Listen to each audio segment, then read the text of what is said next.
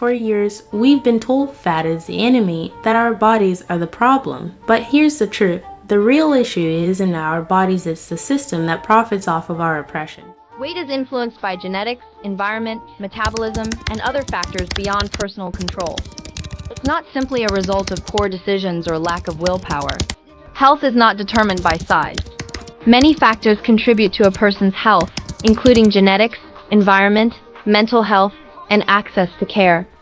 Today, we're diving into the latest updates on Jae Bae because, well, I looked away for a minute and a lot happened. And if you're not familiar with Jae Bae, I have covered her backstory in a previous video. You deserve to feel comfortable and confident wherever you go. Using mobility aids is a sign of strength and self-care. Fat people are allowed to eat what they want. Where we talked about how she rose to fame with her viral petition advocating for size-inclusive travel, which included popular demands such as wider hallways in hotels. Number 3, make elevators and hallways spacious to allow for easy movement of larger individuals and those utilizing mobility devices. And you can check out those videos, which will be linked above and below in the description. But today, we're covering everything from her trip to FatCon in 2025 to her latest money-making schemes, including a GoFundMe, which she claims is to save her life. And of course, we have to talk about how on February 28th, Jae Bae found herself behind bars.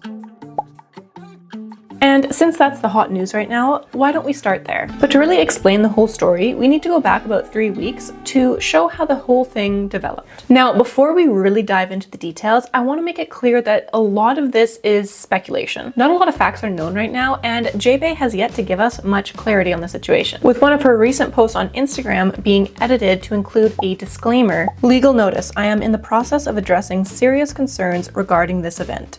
Details will be shared per my attorney's guidance. So let's start with what we do know.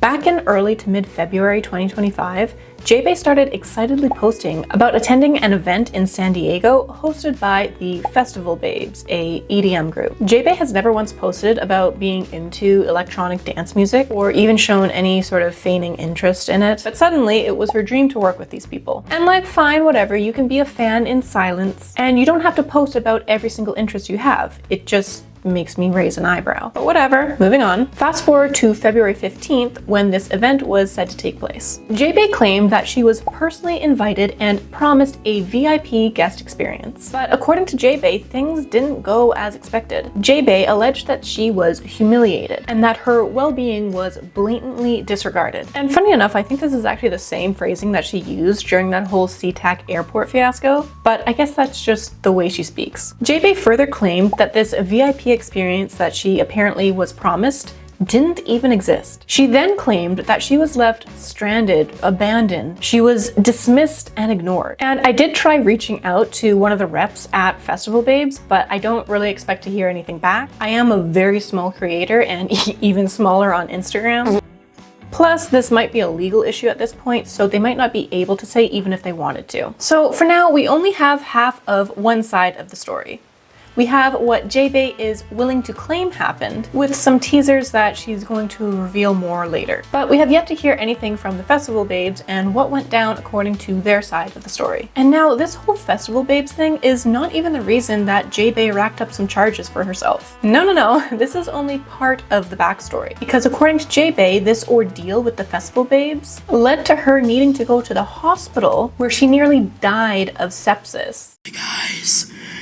So, I'm sorry that I went MIA. I came to cover an event, and I ended up in a hospital bed. There's more to come soon. But I just need you to know I'm safe for now. And I'll be sharing more very soon. Thank you for everyone who's reached out. It means so much to me. More than you'll ever.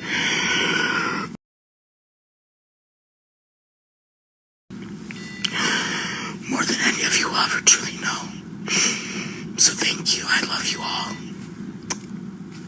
And sepsis is a life-threatening condition. It's when the body's response to an infection just goes haywire, damaging its own tissues and organs. And it can develop in infections that aren't properly treated, which is especially dangerous for somebody in Jae Bae's condition. Someone with pre-existing health conditions, including morbid obesity, pulmonary hypertension, limited mobility, and her dependence on an oxygen tank. But after this ordeal and nearly dying, she later posted to Instagram. However, she was no longer pointing to the festival babes as the root of her problems. In this post, she wrote, "Update, I am now safe. My perpetrator is going to be served. I have a chat with police department number. I am safe and his family and what they've done to me will be exposed. And I'm not threatening anyone. But that's what God has told me. I thank you all for the help that you've given me, but I no longer need your help." And I'm not exactly sure what she means by no longer needing help. This post was linked to her GoFundMe to help save her life, with over $1,000 already being raised as of filming. Anyway, she goes on to say, "I am a survivor of domestic violence,"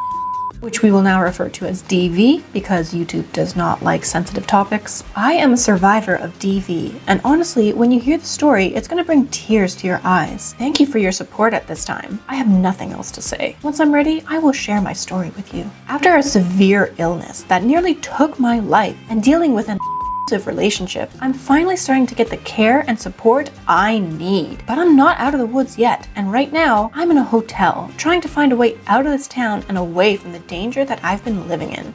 And this story that she posted to her Instagram largely mirrors what she had written in her GoFundMe, with part of the description reading that, "For over a year and even longer in some ways, I've been fighting relentless trauma, isolation, and I was trapped in a controlling, relationship that drained every part of me, leaving scars that run deep, both physically and emotionally. I was forced to mask my suffering, while the public only saw fragments of a life I no longer recognize as my own."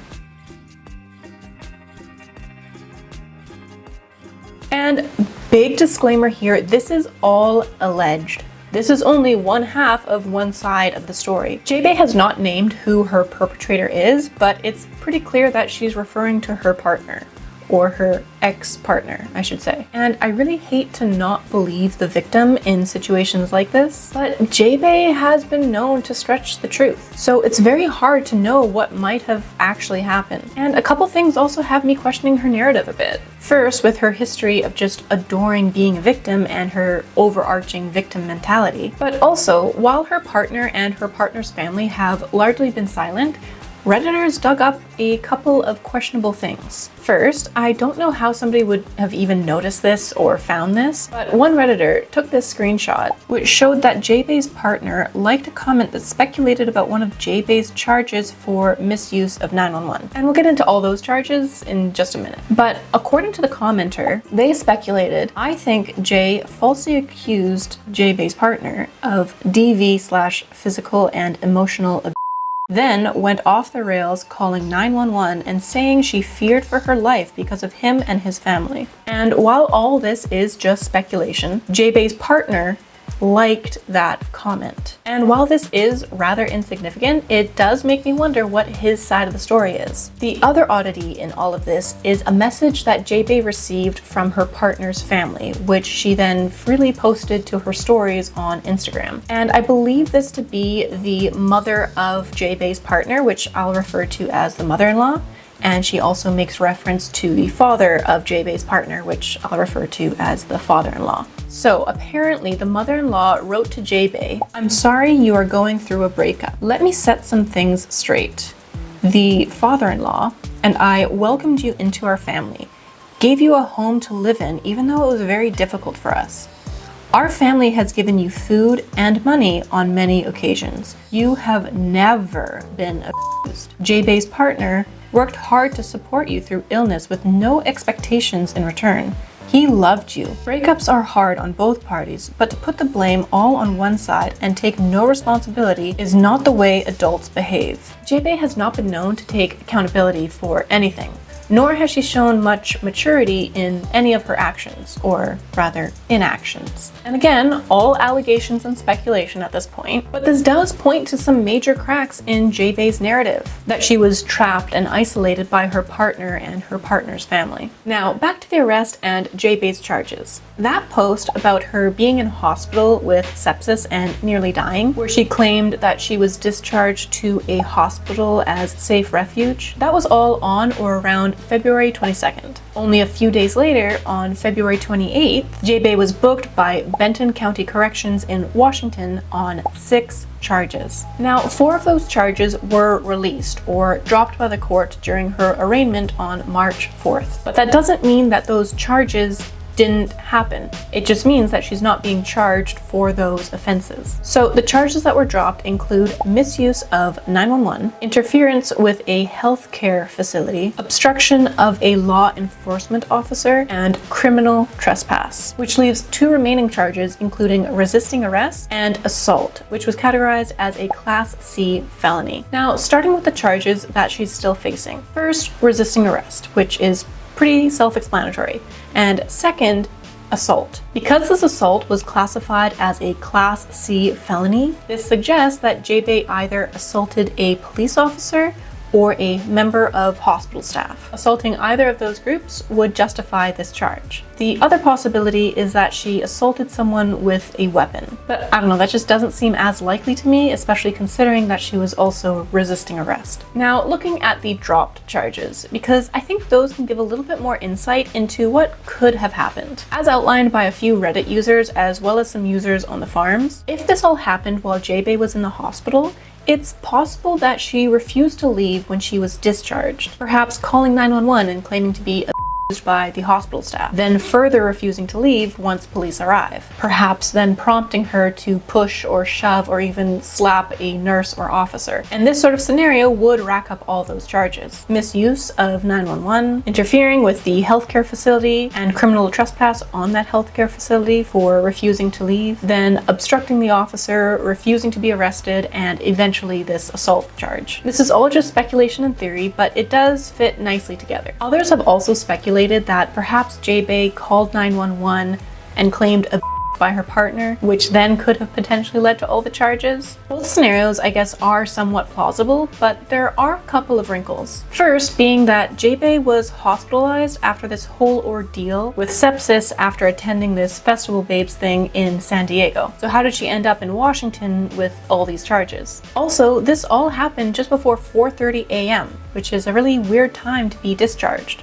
So that really leaves a big question mark in the whole storyline and possible causes for her arrest. So while in editing, I did notice something that I missed. Jae Bae also posted a story where she admitted to calling 911 and police were on their way. So it does seem that there was an event, some catalyst unrelated to her sepsis and hospital stay, that prompted her to call. However, I still don't know what would have caused the interference with healthcare facility or trespassing charges if that were the case. I did not want to have to do this. I've tried to figure out what I was meant to do. And today something happened that I cannot allow to happen to anybody else. You know my I don't know what's going to happen from here, but the police are on their way. They're 15 minutes out. I will let you know when I can what happens, okay? But I need you guys to know I'm safe. And there's lots of things you will learn. Okay? Thank you. Thank you for your understanding. Thank you for your kind words. Thank you for giving me the courage and the strength to do this. But most of all, I have to thank God, because I would not be alive had today not played out the way it did. You will understand one day, I promise. But for now, I'm going to be gone, and I don't know how long I'm going to be gone. But please know that I am safe. As of filming this video, we haven't heard much more from Jae Bae.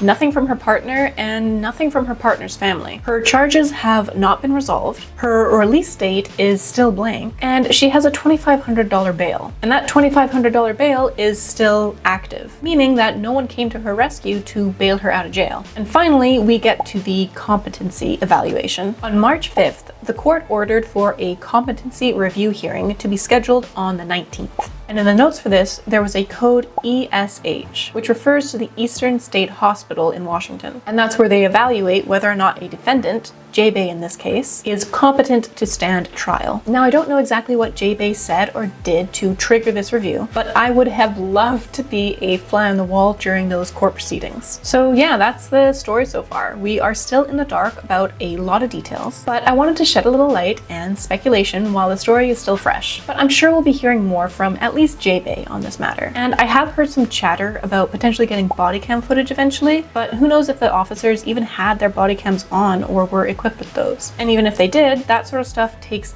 ages to get out to the public. So it's really no use waiting for that before speculating on this story a bit. Now, before we wrap up this chapter, I wanted to mention that Jae Bae said that she is willing to share more of her story to those of you who reach out to her directly.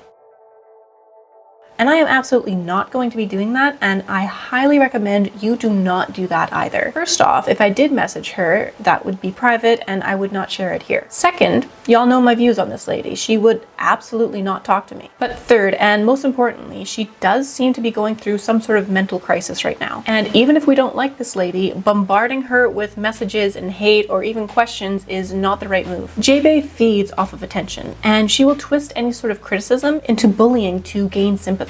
And at this point, the best thing that any of you can do is just let her fade off into irrelevancy. So let's just let her fizzle off. We don't need to keep fueling this leech on society. And why, you may ask, do I call Jae Bae a leech? Well, let's talk about that. So going back a few steps, remember Jae Bae's fundraiser? The one she insisted she doesn't need your help in because she's in God's hands now or something? Well, despite that, she has set a goal of $1,600, which is already up from her initial post on Instagram stating a $1,000 goal.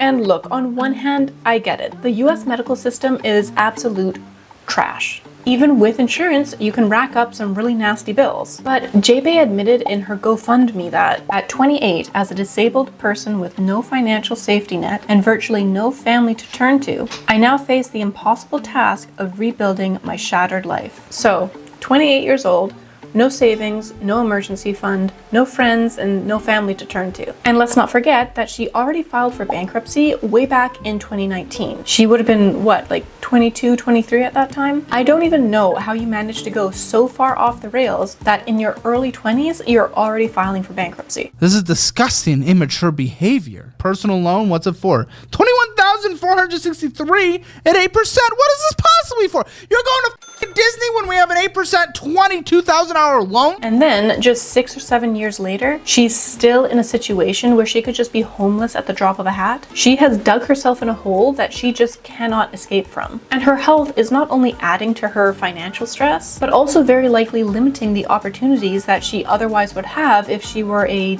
normal size. All those entry-level jobs, manual labor, things that she just cannot do at her size. And yes, Jae Bae is also disabled, independent of her size, but her obesity is making her conditions worse. Still, despite these limitations, Jae Bae still has some options to make some money. She has over 50,000 subscribers on her YouTube channel. If she actually put effort into making good content, she could turn that audience into some real income. She has done collaborations, she has promoted brands. She was even repping this scooter company just a few weeks ago, zipping around like a baddie. And yeah, her views on YouTube are kind of in the shit right now, but she could always go back to making fashion hauls for the feeders. That was doing reasonably well for her. Now, to be fair, medical fundraisers can absolutely be valid. Nobody should feel ashamed for asking for help when they truly need it, and unexpected health crises can leave anyone in financial ruin. Crowdfunding has become a necessity for many people dealing with medical bills, even those who were financially stable before. But this isn't Jae Bae's first rodeo. And while this particular fundraiser may be justified, given her situation and the abruptness of its onset, Jae Bae's track record makes it hard to take this at face value. Just a month or so ago, she ran another GoFundMe, this time to support Jae's mission for fat liberation, which she raised $415 for. Now, what exactly was that $415 for? I have no earthly idea. And I don't think Jae Bae's followers really know either. And I'm skeptical whether Jae Bae can even fully articulate a reasoning for this. She talks about fighting for size-inclusive travel, fighting discrimination, and raising awareness, blah blah blah. But even the explanation on her GoFundMe, which she also included a video for, is just lackluster. Hey friends, I'm here today with something a little different, and I'm gonna be real with you for a minute. As you all know, I've been on this journey for a long time. fighting for fat liberation, challenging fat phobia, and pushing for better representation, especially in travel, healthcare, and mental health. But I need to be honest with you. I can't do it alone anymore. I've never asked for donations before, but I've been putting so much of myself into this work, time, energy, and even my own well-being. And it's been tough. I've hit a point where I can't keep doing it all on my own. And that's why I'm reaching out.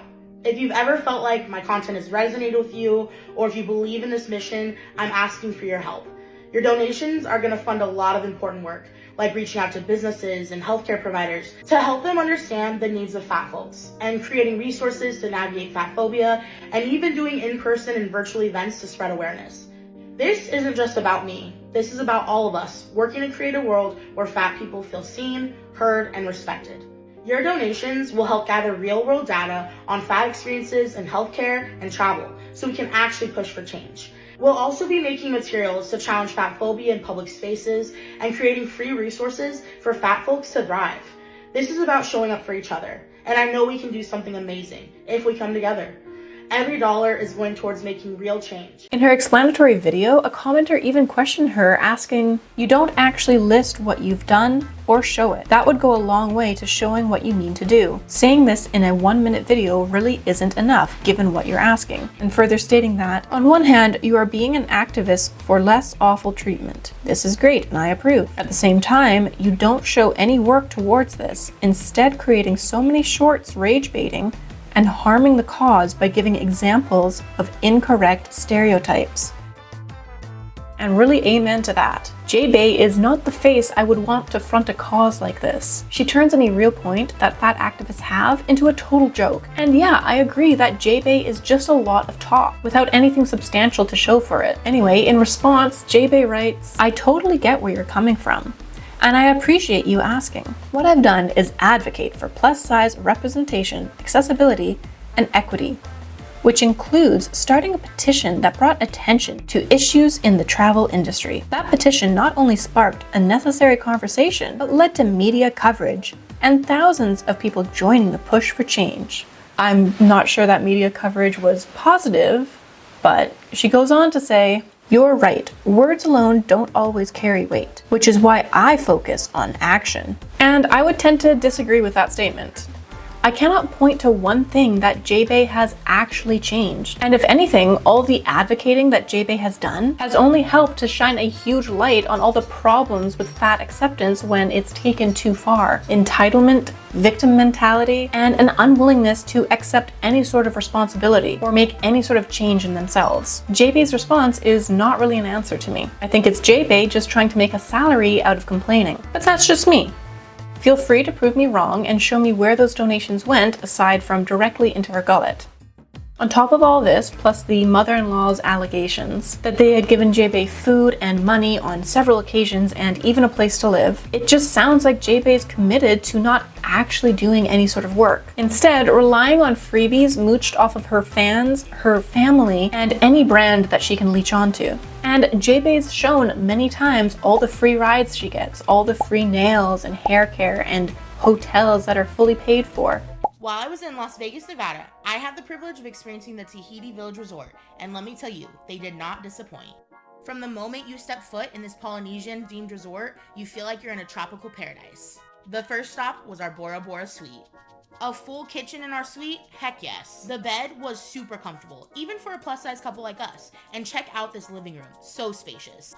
But y'all, when I got to the bathroom and saw this big jacuzzi tub, I had to give it a try. Put some Epsom salt in, hopped right in, and it was so relaxing. All that, plus her attending the FatCon in 2025. And I have no idea whether she got a free ride to that FatCon, or whether she forked over the cash, paying up to $1,000 if she got the VIP pass. Add on to that the travel costs. And if she did pay for all that herself, I just question her priorities. And to me, it explains a bit about how she ended up bankrupt in her early 20s. But that FatCon did make her some easy content going forward. During the event, Jae Bae apparently was hosting a fat photo shoot, with the disclaimer that she had the right to use those photos in any way she wanted in the future. I don't know where I found this anymore. Maybe I hallucinated it, but I could have sworn I saw something to this effect written somewhere, but I just can't find it anymore. So take this with a grain of salt. I could be misremembering here, so sorry about that. So you get your pretty picture, but who knows what the slogan's going to be under it when 2 years later it shows up on a fat acceptance or health at every size page. But maybe I'm just being pessimistic. Maybe this was all totally wholesome and really was just to make plus size bodies feel liberated and beautiful. But I will reserve my right to be skeptical. And speaking of activism,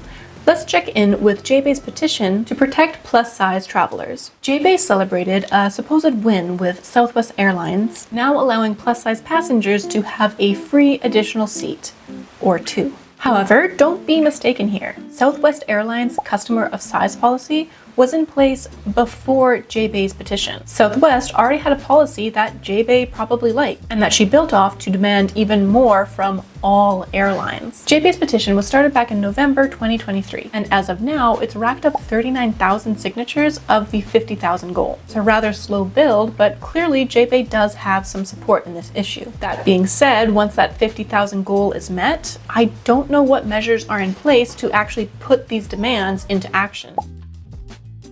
However, some of the points that Jae Bae brings up in her petition do make sense. For example, she's asking for clear communication from airlines about their customers of size policy. And yeah, fair enough. If you're booking a flight, you should know what to expect. How seating works, what fees exist, and whether you're going to have a hard time squeezing into a seat that was clearly not designed for you. Jae Bae's petition states that airlines must create a set of policies, standards, and procedures for customers of size and communicate them in a clear, accessible, and easy to understand way. No argument there. Transparency is always a good thing, at least in my opinion. But then we get to some more controversial parts of her petition. She also demands that airlines must give passengers an additional free seat, or 2, if they encroach onto another person's space. The petition states that to ensure a safe and comfortable flying experience for all passengers, airlines should provide accessible additional seats to customers of size who require more physical space on planes or encroach onto other passengers' space. These passengers should be provided with an extra free seat or even multiple seats to accommodate their needs and ensure their comfort and safety, as well as those around them during the flight. Who is going to pay for those extra seats? Because it's certainly not going to be the airline. It's going to be the other passengers through higher ticket fees. And the whole conversation around plus-size travel got even messier in 2023 when a viral story came out about a mother and daughter duo who were kicked off the plane in favor of a passenger of size or plus-size traveler. They tell us on Southwest that we cannot go on the plane because it got overbooked and we cannot get in because I was on standby. Well, I wasn't on a standby. It wasn't my ticket. I purchased the ticket, and they couldn't get. So it's me, my daughter, and her friend. Me with 2 teenagers. We can't get in on the plane. Later to find out that there's a person of size that did not purchase 2 tickets, but was being accommodated.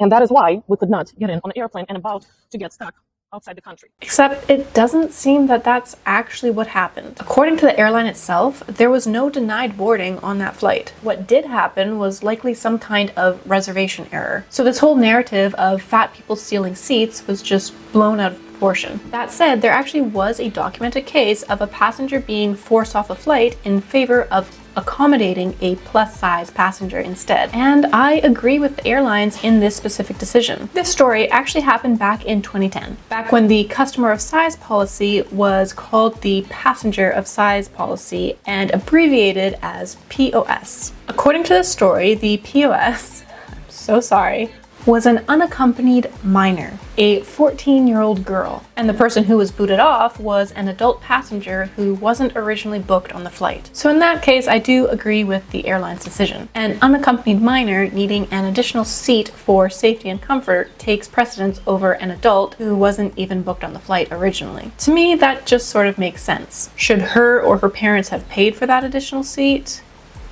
Probably. But this is just one case showing that situations like this need to be handled on a case-by-case basis. It would be helpful if airlines did have some standardized way of dealing with these types of situations, especially as the population grows larger and larger and we're bound to have more of these situations occur, because while the simple solution is just to buy an additional seat, I've heard that this is oftentimes very difficult, with some airlines selling your additional seat once the flight becomes more booked. So despite the controversy, Jae Bae might have actually done something here. People are definitely talking about airlines needing to deal with passengers who are classified as a POS. So congratulations, Jae Bae. Through all the spiraling and crash outs, crying about freeloading and receiving free gifts and exclusive VIP treatment, you finally got the POS treatment that you deserve.